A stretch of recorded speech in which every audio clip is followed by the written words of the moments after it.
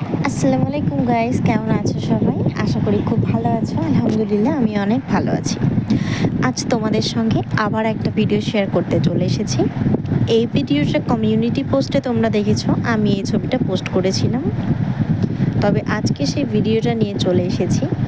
আর আমার স্ট্যান্ডটা একটু ইগনোর করো, এটা হচ্ছে একটা পানির বোতল।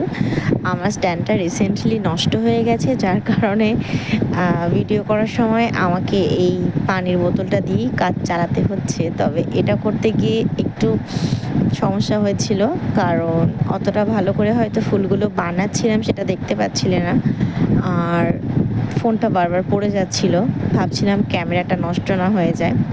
তো যাই হোক, অনেক কষ্ট করে তোমাদের জন্য ভিডিওটা বানিয়েই ফেললাম। আজকে আমার নিজের মাথায় যেটা এসেছে আমি সেরকমই একটা জিনিস বানিয়েছি। তোমরা কেউ সেরকম কমেন্টে জানাওনি যে নেক্সট ভিডিওতে কী নিয়ে আসবো, তাই আমার নিজের ইচ্ছে মতোই একটা ফুল বানিয়েছি জাস্ট, সেটাই তোমাদের সঙ্গে শেয়ার করছি। আর এই ফুলটা তোমরা বানিয়ে যদি চাও কাউকে গিফটও করতে পারো, একটা ফুলদানিও বানাতে পারো, আর নয়তো ওয়ালমেট বানিয়ে টাঙিয়ে রাখতে পারো, তাহলে কিন্তু খুব সুন্দর লাগবে।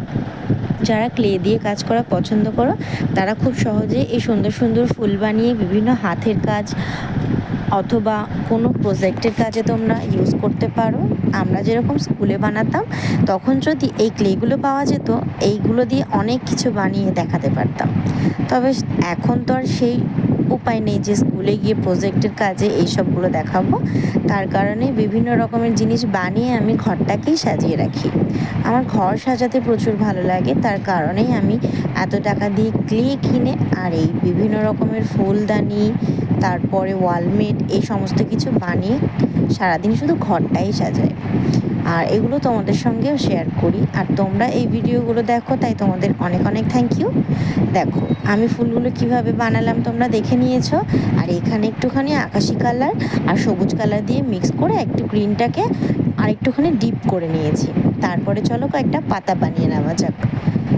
ফুলটা কিভাবে বানিয়েছি তোমরা দেখেই নিয়েছো, এটা বানানো খুবই সহজ। আর এই ফুলটা দেখতেও খুব সুন্দর লাগছে। মাঝখানের অংশটাও কিন্তু এইভাবে ছোট ছোট করে হলুদ কালারের ক্লে সরু করে নিয়ে তারপরে অ্যাটাচ করে দিয়ে তোমরা বানিয়ে নিতে পারবে। আর আমি এখানে একটা বেবি পিঙ্কও রেখেছিলাম আর ডার্ক পিঙ্কও রেখেছিলাম। আর লাস্টে এই যে পাতাগুলো কিভাবে বানাচ্ছি দেখে নাও। পাতা তো তোমরা সবাই বানাতে পারো। দেখো আমার এখানে বেশ কয়েকটা পাতা বানানো হয়ে গেছে। আমি প্রথমে ভাবছিলাম এই ফুলটা বানানোর পরে আমি যদি ক্লেগুলো আবার খুলে প্যাকেটে ঢুকিয়ে রাখতাম, তাহলে হয়তো পরে কাজে লাগতো। তারপর দেখলাম ফুলটা এতটাই সুন্দর হয়েছে, আমার আর এটা ভাঙতে ইচ্ছেই করছিল না। যাই হোক, আমি এই পাতার ডিজাইনটা একটু অন্যরকম করেছি। আর কিভাবে এরকম করলাম সেটা কিন্তু তোমাদের খুব কাছ থেকে দেখিয়ে দিচ্ছি। এই যে এই টোলটা দিয়ে একটুখানি জাস্ট কেটে দেওয়ার মতো করেছি। আর এই পাতার ডিজাইনটা একদম অন্যরকম হয়েছে। দেখো তো কেমন লাগছে ফুলটা। সাদা পেজের উপর রাখার পর কিন্তু আরও বেশি সুন্দর লাগছে। আর এই যে লাস্টে ছোট্ট একটা ওয়ালমেটও বানিয়ে নিয়েছি। আজকের মতো এখানে শেষ করছি। Thanks for watching. Allah Hafiz.